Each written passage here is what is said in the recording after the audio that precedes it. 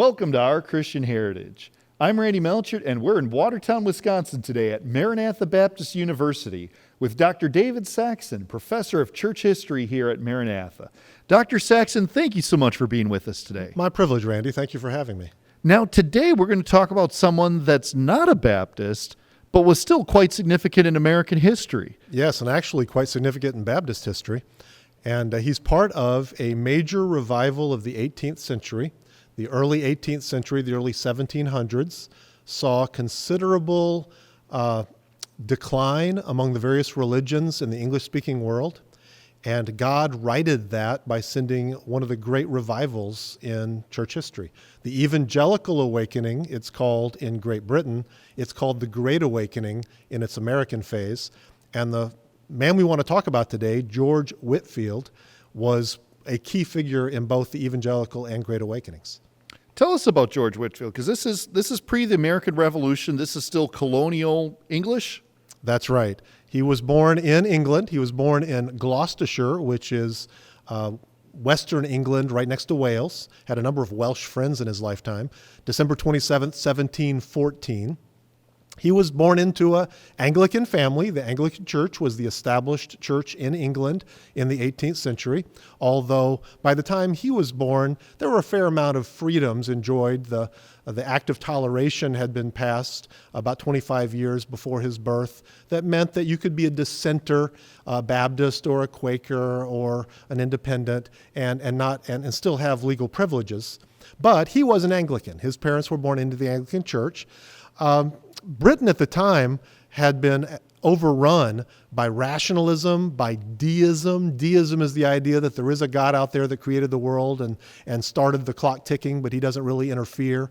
The deists didn't believe in an inspired Bible. They didn't believe in salvation by faith or any supernatural activity by God. Immorality as a result was rampant. So he was growing up in really a difficult time. The Whitefields themselves were not a very religious family. That is, they ran an inn, the Bell Inn in Gloucester. There's as I mentioned, this is southwestern England near Wales. And Gloucester is the major city there in Gloucestershire. The Bell Inn was managed by his dad, and it was one of the nicest inn. I mean, it was a tavern, but don't think of a corner bar. It was actually a fairly nice place. It was a gathering place for the community, and his dad was the manager of that.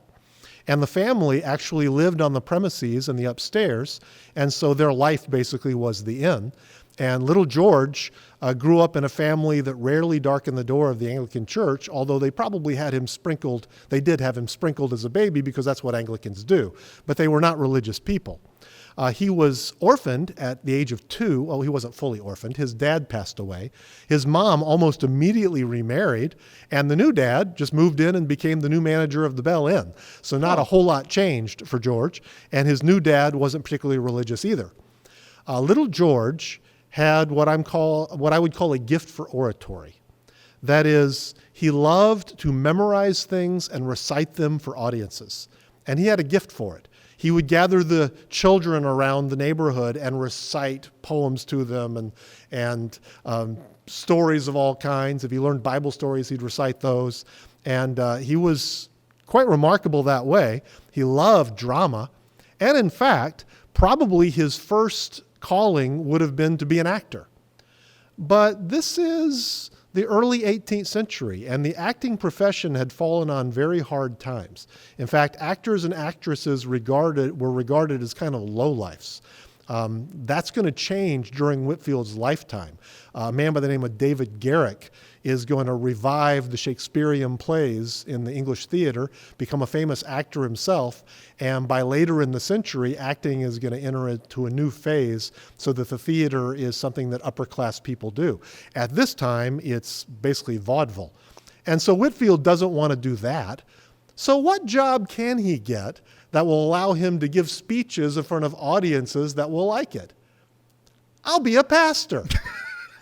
So in order to do that, he's going to need a good Anglican education. He is able, surprisingly, to get into Oxford.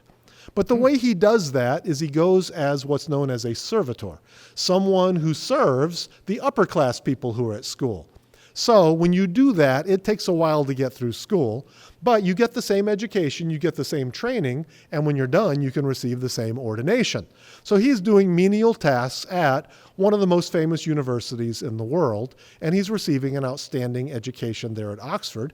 He appears to have been a fairly average student. It might be hard to be a high-ranking student when you're spending half your time serving the other students, but he's able to get through the school.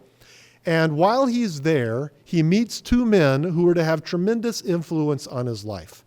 They are the Wesley brothers, John and Charles. John was an older student who had finished his bachelor's degree earlier. He was about 11 years older than George, but he had come back for grad school.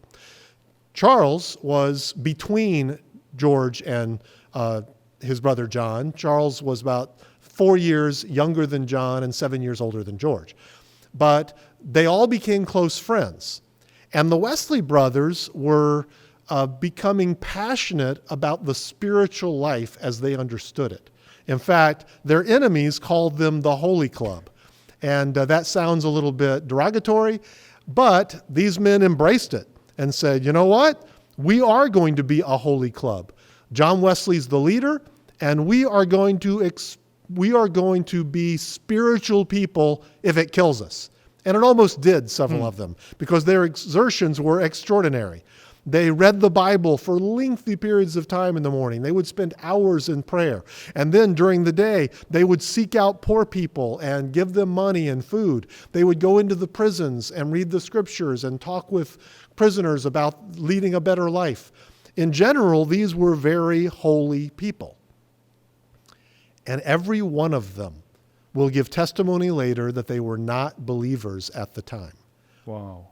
John Wesley himself says, I was building a resume to get me to heaven. I was trying to earn my way.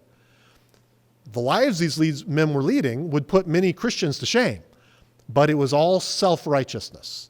And George Whitefield was right in the middle of it. In fact, his exertions were so severe between school and trying to be a Holy Club member that he wrecked his health. And he became very, very ill. Doctors believed he was going to die. We don't know now what the illness was, but he was bedridden for several months. Well, this was of the Lord, because he didn't have time to do anything but read. And he began reading. He read The Life of God in the Soul, in the Life of Man by Henry Skelgel. Skelgel was a Puritan, and this was a book about knowing Jesus Christ personally, something he wasn't hearing from the Wesleys much. The Wesleys, remember, are going to learn about this from the Moravians while they're sailing to Georgia. He then read Contemplations on the New Testament by an Anglican man by the name of Joseph Hall. It was more of an expository work, but Joseph Hall made an observation that was life-changing for Whitefield. Hall was talking about Jesus Christ on the cross, and Hall was commenting on each of the 7 statements of Christ from the cross. 6 of those are pretty theologically charged, but one of them, right towards the end, was where Christ cries out, I thirst. And Hall wrote this, You who not long before proclaimed in the temple, If any man thirst, let him come to me and drink. He that believeth in me, out of his belly shall flow rivers of living water. Now are thirsty yourself. And Whitefield read that and said, why was Jesus Christ thirsty? And the only answer could be was he took on my thirst. And I'm thirsty, Whitefield said. I want satisfaction, and I'm not finding it through all of these exertions.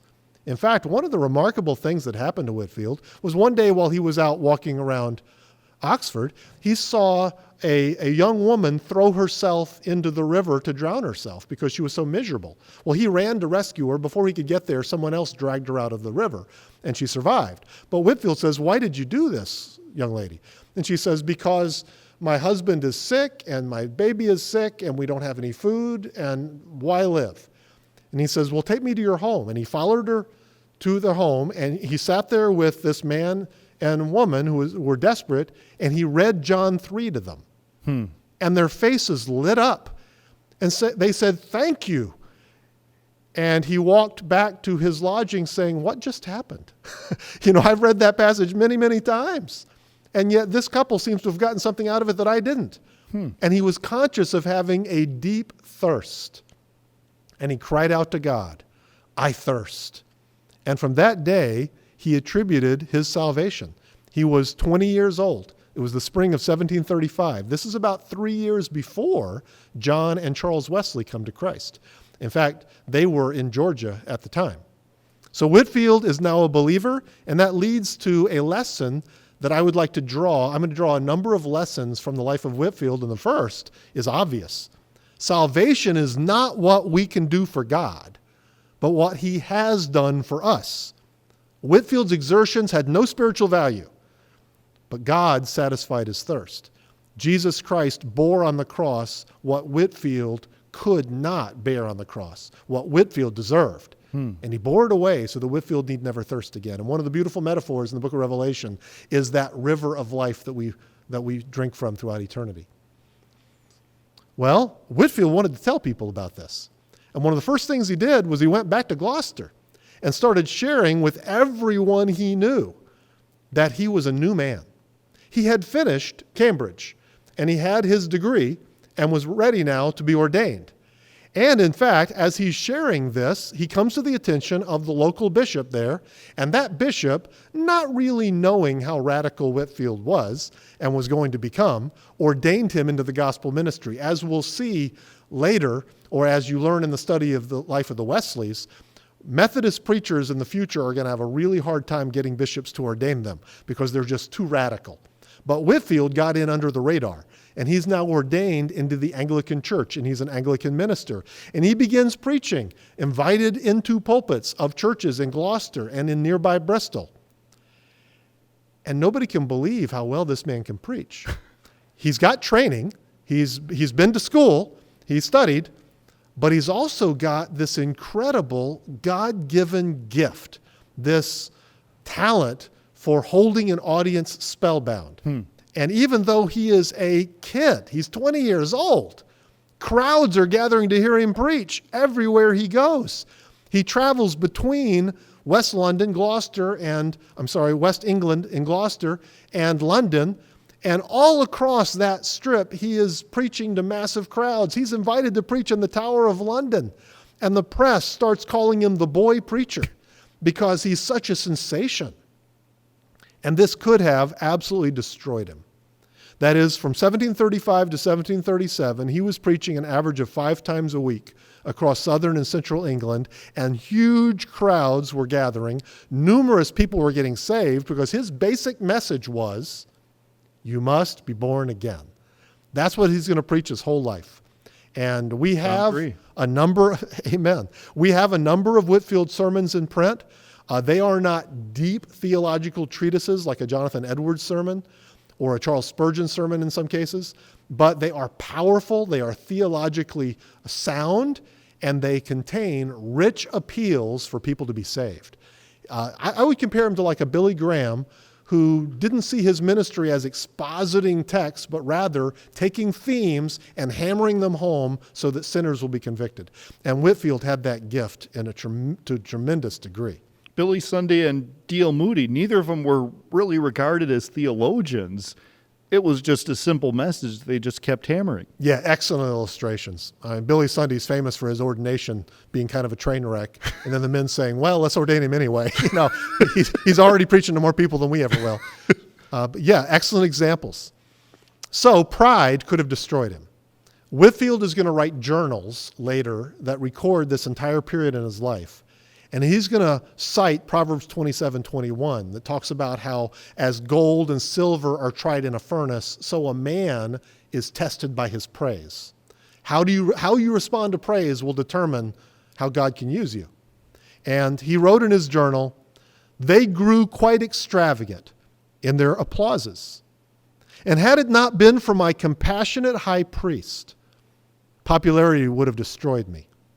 I used to plead with him to take me by the hand and lead me unhurt through this fiery furnace. He heard my request and let me see the vanity of all commendation but his own. The vanity of all commendation but his own. That's a reminder that everyone in the public eye, everyone who has occasion to do things that people applaud, needs to remember that there's only one commendation that matters, and that's well done, good and faithful servant. Well, Whitefield is learning that lesson as a 20, 21, 22-year-old man. And I believe that's why God's going to use him now for the remainder of his life in ministry. Because despite all of this applause, he's developing a rich spiritual life. Let me illustrate this with another passage from his journal. He said, "How often have I been kept from speaking and acting for God by a sight of my own unworthiness? But now I see that the more unworthy I am, the more fit to work for Jesus, because he will get much glory in working by such mean or lowly instruments. And the more he has forgiven me, the more I ought to love and serve him." That's another great lesson. So lesson 2 from Whitefield's life is that God uses those people most who are most willing for him to get all the glory. Humility is the most essential prerequisite to usefulness in God's work. Some people said Whitefield was not humble because he writes this journal about his spiritual life. He's accused by some biographers. I'll mention Harry Stout, who calls him the divine dramatist, and suggests that Whitefield writes a journal about, it's almost like, look at how humble I am. I think that's a very ungenerous reading. I believe Whitefield is bearing his heart. And I believe that he would not have been welcomed and embraced by the vast array of religious leaders of the 18th century in the revival movement had he been an arrogant man. I believe he truly was humbled by these experiences. Unlike the Wesleys, Whitefield is going to love to go to America. The Wesleys went to Georgia in the 1730s, never went back. George Whitefield is going to cross the Atlantic Ocean 13 times. No, wait a minute. This is in 1700s? Yes. How long did it take to cross those? 3 to 4 months typically, unless you Each way? Each way, unless you get stuck in the Atlantic in one of the doldrums. A 3 or 4 month voyage. If you get it in 3 months, you feel pretty good about yourself. And these aren't our modern ocean-going cruise liners. These are... Very dangerous. Very dangerous. It's a risk every time you climb on board one of those ships. But Whitefield had a burden for Americans. And he crossed the Atlantic for the first time in 1738, and he is going to arrive in Georgia at first, Savannah Port, and then he's going to work his way through the colonies. But I must say a little bit more about this first voyage. He's going to have many voyages. But in this first voyage, he's this young kid. He's 23 years old, and nobody on the ship knows who he is. And he goes to the ship's captain and says, "Do you mind if I hold meetings on board on the Sabbath days?" And the captain goes, "Well, if anybody wants to hear you." And so on Sabbath, Whitefield goes around on the Lord's Day, he would call it the Sabbath. He goes around and invites the passengers and anybody else who will listen. There was a contingent of soldiers, there was sailors, obviously, and some of them listened to him. And it's Whitefield. And they were like, wow, this guy can really preach.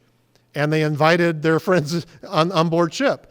And pretty soon, the captain of the soldier contingent that's going over to serve in Georgia, they come and start attending. And they start getting saved. And then the sailors start attending, and they start getting saved. And revival breaks out aboard this ship. The ship's cook scorns the whole thing and mocks it and heaps abuse on Whitefield and anybody else who will listen. And then about halfway across the voyage, the ship's cook gets sick and dies and is buried at sea. Well, I don't mean to be flippant, but after that, virtually everybody was attending the meetings. And when they sail into Savannah Harbor, revival has taken hold of this ship in such a way that they didn't want to get off. Wow. They wanted to keep hearing the preaching of this young man. The captain of the ship got saved. And that captain said to Whitefield, anytime you are in America and need to sail, you let me know and I will take you free of charge. And that was not a empty promise. He's going to sail Whitefield up and down the Atlantic coast for the next 30 years free of charge, because when he got saved, he got the real thing. Now, Whitefield's never going to have that experience on another voyage, but it was kind of a good sign as he's heading over to America. And that's not like a modern buddy pass where we got an extra seat on the van. I mean, transportation's expensive. Transportation is expensive, and Whitefield's never going to be a wealthy person. He and the Wesleys are going to pour all their offerings into Christian works, and they're going to depend all their lives on the generosity of Christian people. Well, revival sweeps the colonies from May to September. That is, where Whitefield goes, he preaches and people get saved. God has just gifted him to call the unconverted to Christ. He sees orphans in Georgia. Georgia was a work colony. In fact, slavery was forbidden in Georgia because the slaves would take jobs from the poor people. And he saw all these orphans and got a burden to start an orphanage for these orphans. So he goes back to England to raise money for Bethesda Orphanage. Bethesda Orphanage is still there, still functioning. These are the buildings not too long ago. And I don't know how evangelical it is today, but it's one of the oldest orphanages in America. And Whitefield started it because he had a burden for these children. Now, let me mention the darkest spot on Whitefield's record. I won't spend a lot of time on this, but the orphanage was supported by crops, cotton plantations and tobacco plantations in the Savannah area. And Whitefield couldn't afford to hire all the people in Georgia to work those plantations. So he went to the Georgia legislature and said, you know, if you permitted slavery like the rest of the colonies do, I could man my plantations and support my orphanage. And they changed their laws to do so.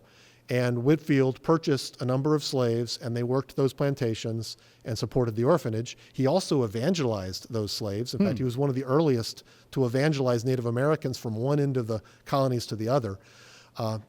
It is obviously a heinous evil to enslave another person, and this is a mark against Whitefield. I will simply say that the anti-slavery movements in America began in the 1760s, in England in the late 1750s, and when Whitefield was doing these things, virtually no one in the English-speaking world was opposing slavery, certainly not in America, and so he was a child of his times in that way. Lesson 3, God uses a sold-out person. He wrote in his journal, "At times I would be so overpowered with a sense of God's infinite majesty that I would be constrained to throw myself on the ground and offer my soul as a blank in his hands to write on it what he pleased." Now you would think that everybody loves Whitefield now. But by this time, by 1739, the Wesleys have gotten saved and are traveling around preaching. And the establishment is becoming concerned about these Methodists. These people who dare to come into an Anglican church and say, you must be born again, your infant baptism didn't save you, your good works don't save you, unless you repent, you shall all likewise perish. Now that's what Whitefield had been preaching, but now the Wesleys are doing it, and the Wesleys are doing it in a big way. They're organizing little churches within the church, classes and societies of believers who meet separate from the church and have very strict rules. And the Anglican bishops are becoming very annoyed by these people. Well, when Whitefield returns to England to raise funds for Bethesda, he discovers that doors are closing to people like him. In fact, one of the notable examples of this, he's invited by a parish pastor to come preach in his church. Whitefield arrives, and the preacher meets him out in the yard and says, "I'm so sorry, I couldn't get word to you before you arrived. My bishop has told me I'm not allowed to have you in my church." And Whitefield said, "That's okay." And he set up a little platform out in the yard and got up on it and started preaching, and all the people got up and left the church and went out in the yard and listened to Whitefield preach. And Whitefield discovered that, you know what? Preaching in the open air ain't so bad. In fact, Jesus Christ did it. Wesley wrote to him and said, "How can you do this? How can you preach in the open air? How can you scorn your clerical collar?" And Whitefield said, "Try it. You'll like it." The gospel goes forth just as well, and people get saved. And in fact, he developed a burden for a particular group of people, the colliers, the coal miners, who lived in Kingswood, which was right outside Bristol, not far from Whitefield's hometown in Gloucester. The Bristol churches had no concern for these people. They would begin working in the mines when they were 7 or 8 years old. They would develop black lung. The average life expectancy was around 30. And they were dirty people with no education, and the churches didn't even want them in their churches. They get the pews dirty. They get the pews dirty. And so Whitefield went to Kingswood and put up placards announcing that on a Wednesday afternoon he would preach to whichever of the colliers could come when they got off work. And the first Wednesday, several hundred of them showed up. Wow. And he preached and said, tell your friends. And the following Wednesday, 2,000 or 3,000 of them showed up. Whoa. And he preached and he said, tell your friends. And the following Wednesday, there were over 10,000 colliers out there on the field. Huh. And he preached. And colliers started getting saved. It was a revival that Whitefield describes in his journal in a passage that still brings tears to my eyes. He said, the first discovery of their being affected was to see the white gutters made by their tears, which plentifully fell down their black cheeks as they came out of their coal pits. Hundreds and hundreds of them were soon brought under deep convictions, which, as the event proved, happily ended in a sound and thorough conversion. Now, Whitefield was not an organizer. He didn't have an organizational bone in his body. But the Wesleys were organizers par excellence. And John Wesley came up there and started churches in Kingswood and in Bristol. And pretty soon these people are being trained in holiness and being taught theology. And Whitefield is the one who was planting these seeds. Returning to London, he found that the Anglican churches were almost invariably closed. So what's he going to do? He went right outside the wall of London to the Moorfields, and he started preaching in the open fields. Well, if people came in the open fields in Kingswood, will they do it in London? Yeah, by the thousands. Crowds of 30,000 people gathered to hear him preach in the open air. And if you're saying, wait a minute now, he didn't have a sounding board. He didn't have a microphone. All he could do was climb up on a platform. 30,000 people? That's got to be an exaggeration. Stay with me. I promise to come back to that number. His second trip to America was in October of 1739. During this trip, Bethesda Orphanage was established with the money he had raised in England. But he didn't stay in Georgia. He went up through the Carolinas. His trips through the Carolinas are barely documented, but many years ago, I was vacationing in central South Carolina near Sumter, and my family and I saw a little clapboard church in the woods off the road, and we walked over there, and it was open for tourists, and we walked in, and in the little foyer there was a big painting, and I looked up and went, that's Whitefield. What's he doing in Sumter, South Carolina? And I looked on the little sign underneath, and it said, George Whitefield in 1739, passing through these woods, preached and led a number of people to the Lord who started this church. Wow. His influence was amazing. And as he traveled to the major cities in this tour, he became the biggest celebrity in America. He was the person who was known by face to more people in the American colonies than anyone else. Revival just followed him. There's a very famous passage from New Jersey, near Middleton, where a farmer was out in the field and somebody riding by said, Whitefield's coming. He's going to be about 10 miles from here. And the farmer threw down his farm implements, ran and grabbed his wife and children, grabbed his horses, hooked it all up to his buggy, and took off. He said pretty soon he was joined by other buggies on the road and people on horseback. And then they looked up ahead and thought, oh no, we're driving into a storm. But it wasn't a storm. It was the dust being thrown up by all the thousands of people who were rushing to hear Whitefield preach. When they topped the rise, they looked out on the river that ran by the town, and he said it was choked with boats, where there were so many boats that people could practically walk across the river just going boat to boat. And thousands of people were gathering, and he said when they arrived, he said this young man stepped up there. Whitefield was 25 years old at the time, and he was a little bit rotund. He had sort of a round face. He said he looked sort of angelical, the man said. And as he began to preach, he says, I received a heart wound, and my old foundation was broken up. And as he goes on to account, for months he was under conviction, and then he finally came to a glorious conversion that started with him wanting to hear the celebrity, wanting to hear the guy everybody was talking about. And that was the kind of experience Whitefield had, place to place to place, causing what became known as the Great Awakening. One of the events of significance during this trip was he visited Northampton, Massachusetts.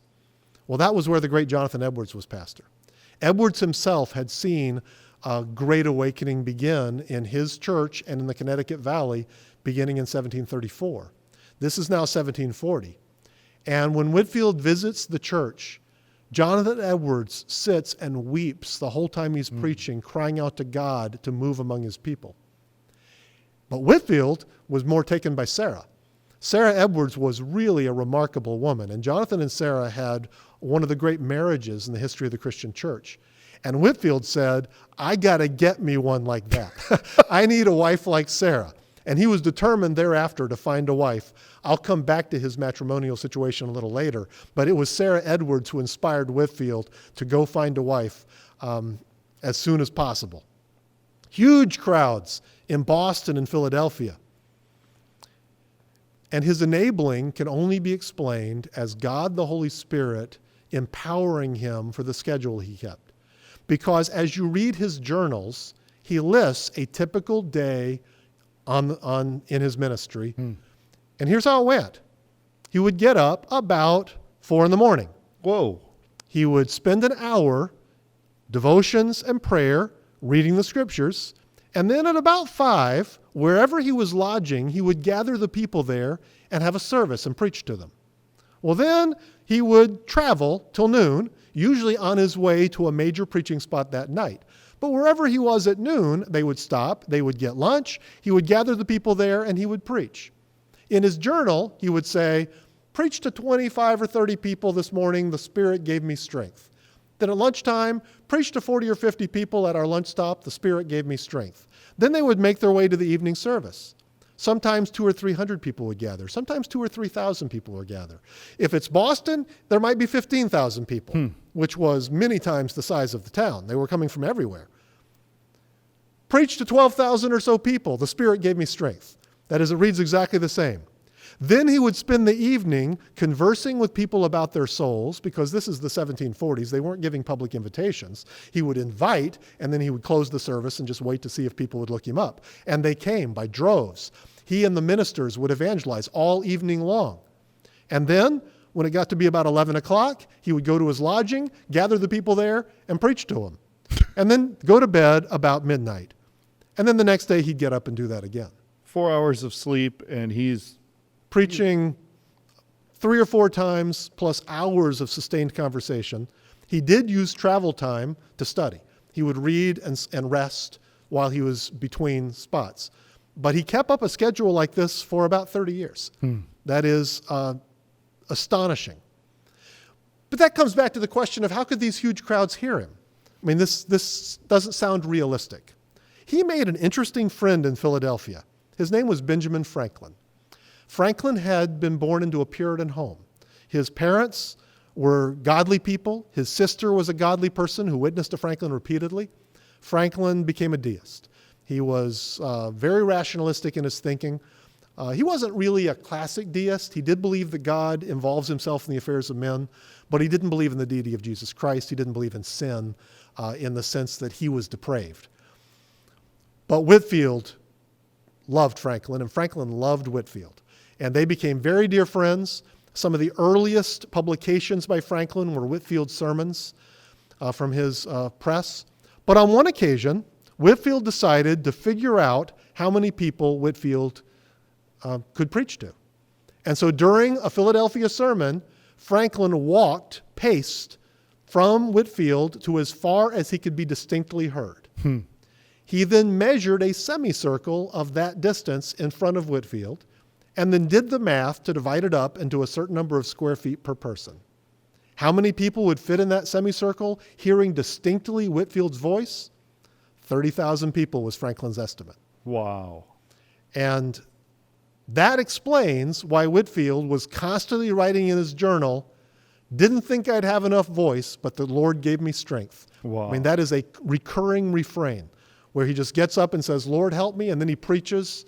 And God gave him an unusual gift. Lesson 4, God will give us the power to do what he calls us to do. His resources are infinite. Ours is just to obey. That is, Whitefield is doing what God designed Whitefield to do, and therefore God gets the glory. Now, controversy erupted in the evangelical camp. This is a sad part of the story. The Wesleys were what we know as Arminian.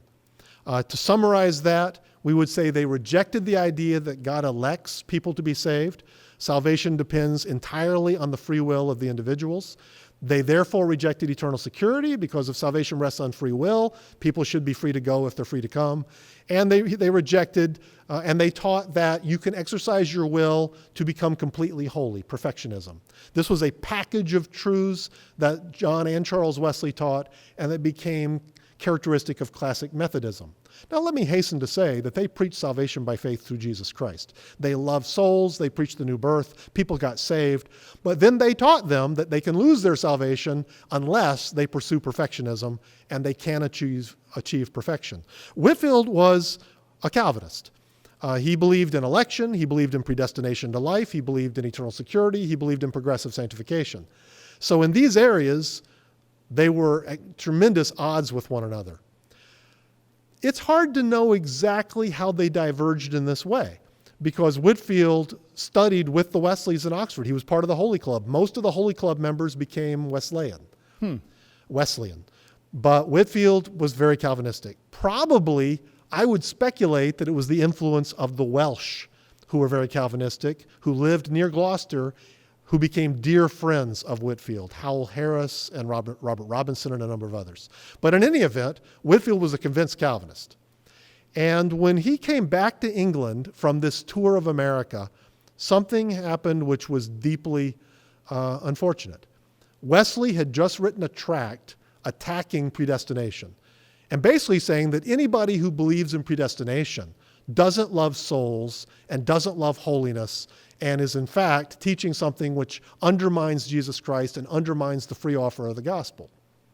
Well, when Whitefield read that tract, he was horrified, and he proceeded to write a tract in response that said Mr. Wesley would have better theology if he'd just use his Bible some instead of his own philosophy. And the fat hit the fire, and they were very much at odds with one another. Charles Wesley was a dear friend of George. He tried to patch the whole thing up. He invited George Whitefield to speak at the Foundry, the Methodist headquarters. George was still a young man. He's in his 20s. And he goes to the Foundry and proceeds to preach to all the Methodist preachers on the 5 points of Calvinism, while John and Charles are sitting behind him, showing their discomfort. He was never invited back. And the rift became very deep. Whitefield did not want it to be that deep. When he first heard about this in America and knew this was coming, he wrote to Wesley and said, "How glad would the enemies of the Lord be to see us divided? How many would rejoice should I join and make a party against you?" And in one word, how would the cause of our common master every way suffer by our raising disciples about particular points of doctrine? Honored sir, let us offer salvation freely to all by the blood of Jesus. And whatever light God has communicated to us, let us freely communicate to others. In other words, you and I don't have to agree on all these matters. Now, again, he's going to belie that a little bit when he preaches on the 5 points at the Foundry. But Whitefield believed that we could both preach you must be born again and disagree about predestination and still get along. Well, I think some of these are very important matters. I'm not going to solve them in this little talk. I will say that Christians have understood for thousands of years that predestination is a hard doctrine, free will is a hard doctrine, and while probably every minister needs to figure out what he believes about those matters, you don't have to write off as unbelievers those who disagree with you. The good news about this controversy is that even though it raged for about 10 years, eventually they solved it. And there's a beautiful story that emerges from this that I must share, an anecdote, where one of Whitefield's disciples, because both of these men gathered disciples, one of them came to Whitefield one day and said, Master Whitefield, do you believe you're going to see John Wesley in heaven? And Whitefield said, no, I don't think I will. And the young man kind of puffed up and went, And then Whitefield followed it up with, I suspect he will be so near the throne and I will be so far from it, I won't be able to see him for the throng. And the lesson he was trying to teach that young man was, listen, just because I'm getting predestination right and he's getting it wrong doesn't mean I'm more godly than he is. That's a good lesson. Shortly thereafter, Whitefield was back in Georgia, and he was called to account for preaching by the commissar of Charleston, South Carolina. I'm sorry, not Georgia, but Charleston, South Carolina, and told, your preaching is undermining our established Anglican church here. Now, Whitefield and Wesley, relative to predestination, why can't we all get along? But now we're talking about the gospel. And Whitefield's response to the commissary was, he then asked me wherein the clergy were so much to blame. I answered that they did not preach justification by faith alone. And upon talking with the commissary, I found he was as ignorant as the rest. In a great rage, he told me if I preached in any public church in that province, he would suspend me. I replied I should take as much notice of that as I would of a pope's bull. Why do I include that? For lesson 5. We should always defend God's honor, never our own. We should acknowledge our human frailty when differing over deep theological truths, but we should fight to the death for the gospel. I teach my students concentric circles, that in the center is the gospel. We die for that.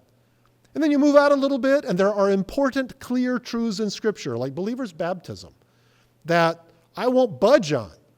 But I have brothers in Christ who disagree with me. We move out from that, and now we're wrestling with other doctrines which are really hard to figure out, like some of our eschatological truths. All right, I'm a strong premillennialist. I believe in a rapture. And yet most Christians in the history of the church have disagreed with me. And then you move out to preferences. Well, our degree of separation should be proportional to our degree of agreement, and our degree of writing somebody off should depend on the seriousness of their error. We need that kind of wisdom. I believe Whitefield demonstrates that wisdom among many in church history. Well, he had an odd family life. Let me comment on that. He came back to England after meeting Jonathan and Sarah, determined to find a wife like Sarah. Well, they're not, they don't grow on trees. And so he's casting about the Methodist movement, looking for someone worthy to be his wife. And his Welsh friend, Howell Harris, great Welsh preacher, says, I know just the woman. She's a widow. She's godly. She's diligent. You'll love her. Her name's Elizabeth James. Well, what Whitefield didn't know was that the reason Harris put Whitefield on to Elizabeth was because Elizabeth wanted to marry Harris. And she had made that pretty clear and was kind of chasing after Harris, and Harris was pretty determined that he was not going to marry. And so he said, Whitefield, she'd be perfect for you. Well, Whitefield proposed, and rather shockingly, Mrs. James said, you know what, I don't think Howell will ever marry me, so I'll marry you. It's odd on Whitefield's part. It's odd on her part. Can this go well? I saw a meme just the other day when somebody says, how can you tell whether you're married to the right person? And the preacher who responded said, read the name on your marriage certificate.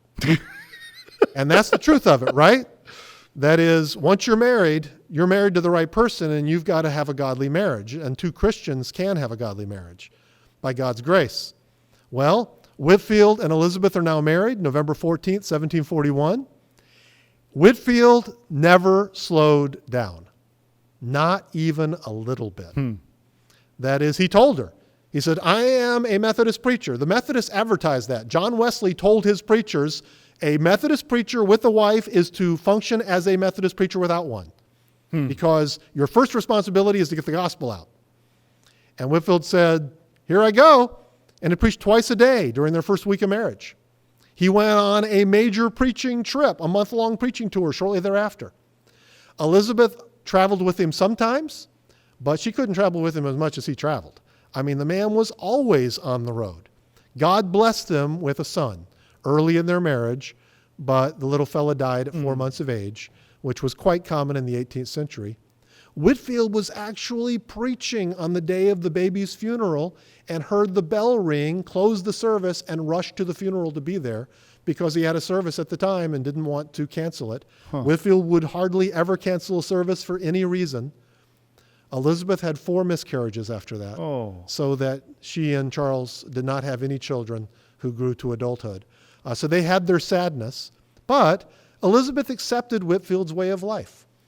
John and Molly Wesley are going to have one of the worst marriages in the history of the Christian church. Molly is never going to accept John's lifestyle. John is never going to accept that Molly doesn't accept his lifestyle, and they're going to have a terrible, terrible marriage. I have heard Whitfield's marriage characterized that way. I don't believe that's true. There's no sign of tension in their marriage. It's not a good marriage in the sense that they were away from each other a lot. But if you married a Methodist preacher, that's the way it was going to be. And as far as when they were together, they loved one another. They were married for 27 years, seemed to have been happy together. But it certainly was an odd situation. Let me go back to the fact that Whitefield is one of the most powerful preachers who ever lived. Charles Spurgeon, who is a pretty good authority on preaching, said no one ever preached more powerfully after the New Testament than George Whitefield. Again, his sermons that we have in print don't necessarily suggest that richness. You can't capture the expression, the gestures and all of that. I mentioned David Garrick a while back, who became the leading actor in all of England. Garrick said, I would pay a fair sum of money if I could say the word Mesopotamia the way Whitefield says. He can say that word and bring people to tears. That is, he had an incredible gift that goes beyond the printed page. He had a tremendous mastery of Scripture. He had solid theology. I'm not addressing his Calvinism now, but he had solid theology relative to the sovereignty and power of God, the necessity of the new birth, justification by faith alone, the great themes he preached. Vivid illustrations fill his sermons. They don't dominate his sermons, but they fill it. He's famous for preaching once in the open air in America, and he was preaching on the wrath of God, and suddenly a lightning storm struck in their rear and was coming towards them, and he used the storm to talk about the storm of God's wrath that was imminent on them. Amazing skill. Let me give you an illustration from Matthew 3:7, where he's preaching on John the Baptist preaching. And my source says, at length in the course of his sermon, Whitefield abruptly broke off, paused for a few moments, then burst into a flood of tears, lifted up his hands and eyes, and exclaimed, "O my hearers, the wrath's to come, the wrath's to come." And that pathos, that ability to connect with an audience with genuine emotion was very, very powerful. So we get the testimony from Robert Robinson, the Welshman. These words, he was present on that occasion, sunk into my heart like lead in the waters. I wept. And when the sermon was ended, retired alone. For days and weeks I could think of little else. Those awful words would follow me wherever I went. The wrath's to come, the wrath's to come. He got saved and gave to the church, "Come thou fount of every blessing." As you may know, he drifted from the faith and was later restored by the lyrics of his own hymn. Whitefield, I must summarize a large scope of his ministry now. After the Great Awakening of 1739 to 1745, Whitefield continued itinerant ministry in England, the British Isles, and America for many, many years, for the next 25 years. 18,000 sermons he is supposed to have preached. Wow. He preached in Scotland 14 times, had some of his greatest revivals in Scotland, magnificent outpourings of the Holy Spirit that really revitalized the church there. He preached in Ireland twice, sailed to America 7 occasions. I mentioned he crossed the Atlantic 13 times. You'll notice that's an odd number because his last trip, he's not going to come back. He suffered debilitating illness, and perhaps we're not surprised by that. The man worked himself to death. That is, friends would say slow down, and he didn't have another gear. He was just always full speed. And perhaps he should have slowed down. Perhaps he should have learned how to take a little vacation here and there. John Wesley was better at pacing himself and lived to be 88, although he also had Herculean labors. But Whitefield did not have that. I mean, I mentioned that he was not a good organizer. He didn't organize his own life that well either. Quote, "was weak in body," Whitefield wrote, "having taken cold. But preaching, I find, is a constant remedy against all indispositions." We read about him traveling between preaching posts and being so weak that he would lie prostrate in the carriage, unable to read, unable to converse. He would get there. they would sort of drag him to the pulpit, and he'd start preaching. And by the time he was done preaching, he was powerful again, and he would pour himself into it. And then he'd collapse, and they would drag him back to the sickbed. And for the last 5 or 6, 7 years of his life, the 1760s, he was debilitated by a number of these illnesses. They affected his lungs. He may have had the onset of tuberculosis. The older records talk about consumption as being fluid in the lungs. We're not exactly sure what took his life, but he kept going right to the end. And in fact, he traveled over to America for the last time in 1770 and preached in Boston. And then he was traveling north to the town of Newburyport. And on his way there, he stopped at lunchtime and was going to preach, began preaching, became so sick that he was spitting blood. It didn't look good. They got him to Newburyport. He was hoping that once again he would ascend the pulpit, and he was too ill. He was bedridden for a couple of days, and he passed away on September 30th of 1770. The pastor there of the church had him interred where the pastors were normally buried.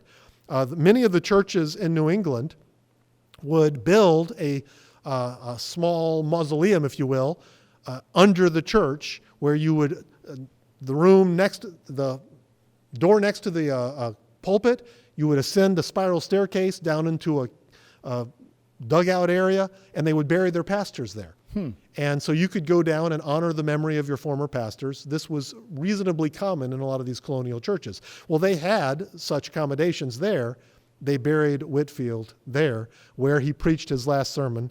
He was just 55 years old. Wow. Many great saints have accomplished incredible things to die in their 50s, men like Jonathan Edwards and John Calvin, and now George Whitefield. The First Presbyterian Church is where he's buried, and for many years, they would take people to see his body. And he was famous for saying towards the end, "I would rather wear out than rust out." And he finally did wear out. The church and the pulpit were a tourist attraction for many years. I understand that in recent years, last couple of decades, it has fallen in disrepair, and you can no longer go downstairs, unless that's been corrected very recently. But Whitefield was deeply respected, and in fact, people made pilgrimages to see his body for many, many years. In fact, there are several legends around body parts of Whitefield. So lesson 6, keep on keeping on. God may not have called any of us to be a Whitefield, but like him, we should passionately pursue whatever God has called us to do. That's the biggest lesson I get from Whitefield, because I can be lazy.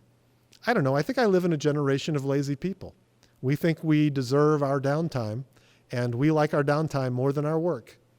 Well, Whitefield was called to awaken souls, and he wouldn't slow down, not while there was a soul out there that needed to be awakened.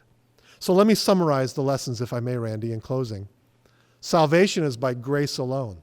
You can't earn it. Humility is a prerequisite to effective service. God will not share his glory with anyone. We must be sold out as we serve God. He doesn't want half measures. God's power accomplishes everything. Even a Whitefield would say it wasn't because of his voice or his study or his ability. Separation is vital, but it requires discernment. We should separate over the right things. We should unify when possible, separate when necessary. And lastly, keep on keeping on. Well, thank you so much, Dr. Saxon, for this look. I mean, George Whitefield is incredible inspiration, just a challenge, just a great model for times like these where we look for our heroes on reality TV or YouTube, people who are famous simply to be famous. But this was somebody who saw his fame as a potential curse. This has been a great lesson to learn from. Yeah, his curse was a temptation. And many of us are very small and have a very small sphere of influence, but pride is insidious. I have a hard time saying good morning and not being a little proud of how well I said it. And that pride is heinous in God's sight. And he wants to root it out of us so that we can be the kind of servants that Philippians 2 describes and that the Lord Jesus modeled. And I love George Whitefield for that reason. Well, thank you. Thank you again for taking this time to share the story of George Whitefield with us. Thank you, Brother Randy. All righty. This is Our Christian Heritage. I'm Randy Melchert.